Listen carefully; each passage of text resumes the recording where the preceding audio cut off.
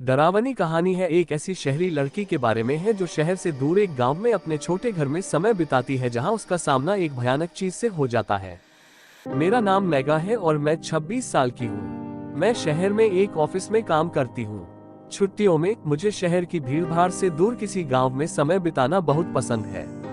एक छोटे से गांव में मेरा घर एक छोटी झोपड़ी है जो कि जंगल के बिल्कुल किनारे पर बसा हुआ है, पर एक हादसे के बाद मैंने उस गांव में जाना छोड़ दिया। मैं काम से बहुत थक गई थी। मुझे आराम की सख्त जरूरत थी, इसलिए मैंने शहर से बाहर जाने की सोची। मैं अपने घर गई, अपना सामान पैक किया और अपनी कार से गांव की तरफ निकल गई। जब मैं गांव पहुंची तब शाम हो चुकी थी और मैं लॉन्ग ड्राइव की वजह से काफी थक गई थी। मैं सीधे बिस्तर पर गई और सो गई। आधी रात को मेरे कार के अलार्म के बजने के कारण मेरी नींद खुली। मैंने खिड़की से बाहर की ओर देखा, पर वहां कोई भी नहीं दिख रहा था। मैंने अपनी कार की चाबी ढूंढी और अलार्म को बंद किया। जब वह तेज अलार्म बंद हुआ तो मैं फिर से बेड पर लेट गई और सोने की कोशिश करने लगी। थोड़ी देर बाद फिर से अलार्म बजने लगा। मैंने सोते हुए अलार्म को बंद कर दिया। सब कुछ एकदम शांत था। चारों तरफ खामोशी थी। कुछ 5 मिनट बाद अलार्म तीसरी बार बजा। 1 या 2 बार तो फिर भी चलता है, पर बार बार अब मैं जानना चाहती थी कि क्या हो रहा है। ऐसा तो नहीं कि कोई मेरे साथ मजाक कर रहा हो, पर इस समय इतनी रात को मैं पर्दे के पास खड़ी होकर देखने लगी। थोड़े समय बाद मैंने चांद की रोशनी में किसी को झाड़ियों से मेरी कार की ओर आते हुए देखा। वह जो कोई भी था वह काफी लंबा, पतला और काले रंग का था।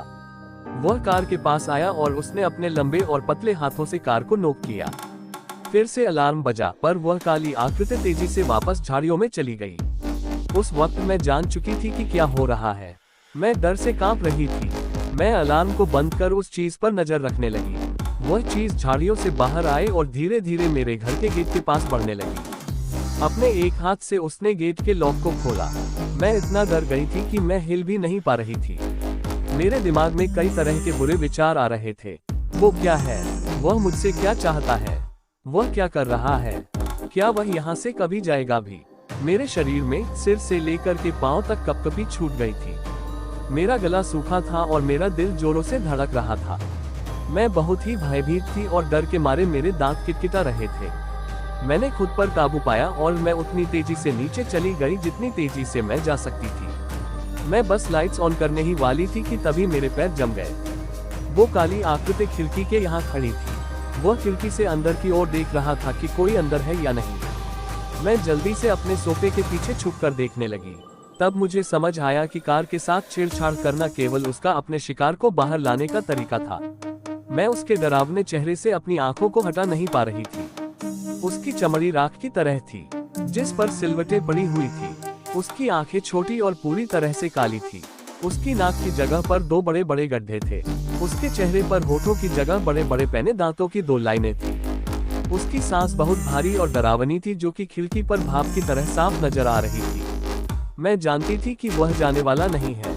खिड़की के पास थोड़ी देर तक खड़े रहने के बाद मुझे उसकी फ्रंट डोर को खोलने की आवाज आई। मैंने देखा कि वह दरवाजे के हैंडल को खोलने की कोशिश कर रहा था और उसके बाद उस जानवर ने एक तेज आवाज निकाली। वह आवाज किसी इंसान की तो नहीं हो सकती थी।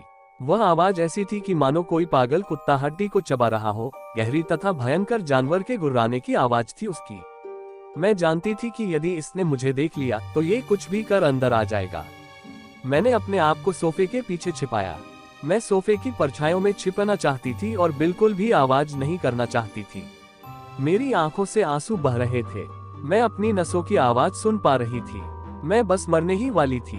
मुझे नहीं पता मैं कितनी देर तक वहां छिपी रही। जब मैं उठी तो मैंने दरवाजे की तरफ देखा। वह जानवर जा चुका था।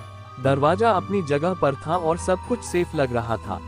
मैं सीढ़ियों से ऊपर की तरफ गई और मैंने खिड़की से बाहर की ओर देखा। बाहर रोशनी थी, वहां पर किसी भी तरह का कोई खतरा नहीं था। मैंने इस मौके का फायदा उठाया और अपनी चाबियां उठा ली। मैंने अपना सामान भी नहीं लिया। मैं कार की तरफ भागी। मैं कार में गई और दरवाजे को बंद कर जितनी तेजी से हो सके उस गांव से बाहर निकल गई। मैं तब तक गाड़ी चलाती रही जब तक मैं अपने शहर ना पहुंच गई। जब मैं अपने अपार्टमेंट में पहुंची तो मैंने रेडियो ऑन किया और मैं एक न्यूज सुनने लगी। अनाउंसर ने कहा कि गांव से 2 लड़कियों की लाशें मिल गई है। उनका शरीर बुरी तरह से कटा फटा पड़ा हुआ दलदल में पड़ा था। मुझे मालूम है कि जो वो जानवर चाहता था वह उसे मिल गया।